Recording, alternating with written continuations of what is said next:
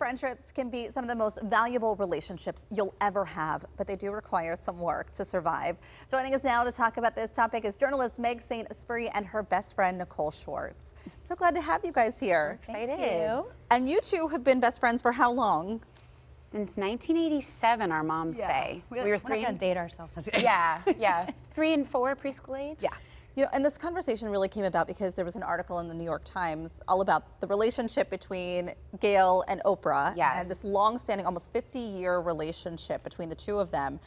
I don't know if you guys had time to read a little bit about it. One of the key things that they said in it was being honest with each other. Do you two have something that you find to be the one key to your successful friendship? We were talking about this in the waiting room.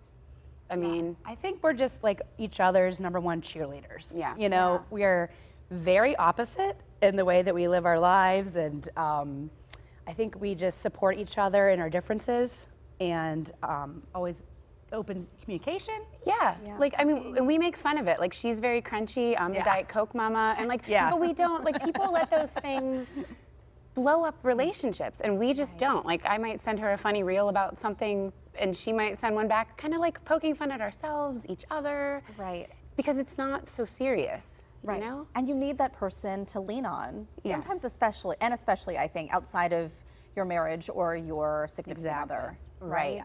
Yeah, for sure. And I think we learn from each other, you know? Like, she's taught me things to be more conscientious of. You know, like... You've helped me build my self-confidence. Yeah, Yes. and so...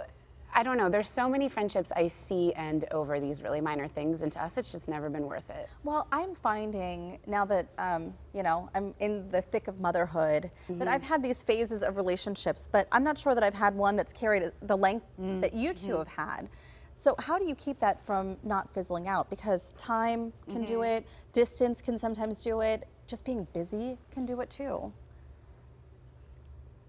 Talking on the phone a lot. Voxer. Yeah, sending videos, FaceTiming, and then I've been out of Pittsburgh for about 20 years now and just moved back. So just when we come back, we get together and make an intentional, like, just show up at each other's houses. Well, I'm so happy to learn about this. So 20 years, you guys weren't even in the same town. Right. Yeah. So we actually didn't go to the same elementary school past kindergarten because we moved to Seneca Valley and she stayed in Ambridge. And then we went to college together. We were roommates with a couple of our now best friends as well, you know, who've brought into the fray with us. But then she moved to DC and then Houston, and I came back here, and we just had to make it a priority every time she was home, you know, grab lunch. Do something. FaceTimes, our babies FaceTimed each other. Yeah, our kids are really close. They call each other bonus cousins. My kids actually think she's my, like, sister. Yeah. They're like, Well, is Nathan our aunt? Sometimes our family, they're the people we choose to be family. Exactly. Right? Chosen family. That's right. So I know you wrote a couple different articles, Meg, about this very topic. I found one from 2020. Self-proclaimed friendships between some young girls. And I found it to be so endearing and so cute. What's interesting is you included the parents, the moms, I think, in this as well, because like you two, sometimes those early friendships start with our parents.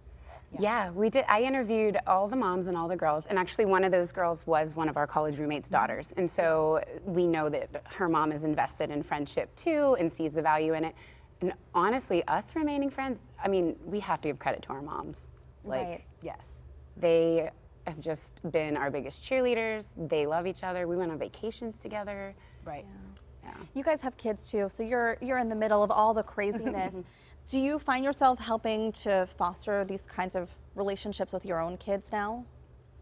Yes, I think it's really important, especially, well, since we moved from Texas, both my sons had friends down there, and so just keeping like what we used to do. And they're writing letters to each other now, you know, little pen pal and stuff like that.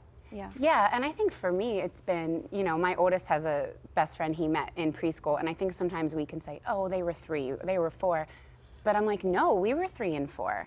So like I want to help him, you know, with that relationship, and his mom is awesome and on board too. I mentioned that you wrote a couple different articles about this. Meg, you also wrote something about finding new relationships later in life. And one of my producers for Pittsburgh Today Live before told me, you know, you'll enter this era where you're at all of the soccer games and the school match, like all of these different school events, and you're going to find this new group of friends. even if you've fallen out of touch. But what were some of the key takeaways from your article on this? You know, I think that it is just finding friends where you're at. I mean, you just moved here, and so had to rebuild kind of, you know, because we're 45 minutes away, but rebuild those local friendships, finding things you have in common, hobbies together. Yeah, building community is very important, I think. What is the most rewarding thing for both of you in having this firm relationship with each other? I mean, we were talking about this when we came in, and we have a shared faith that just really propels how we parent our kids. They've done service projects together. I think that's the foundation. I don't know what you think. Yeah, I'd say that, trust and supporting each other. Just ride or die. Yeah, ride or die. That's right. Well, thank you both for coming on and talking a little bit more about your personal friendship with each other. Sure. It's inspiring. And if you would like to read more about Meg's article about making friends as you get older, we're going to have a link on our website as well.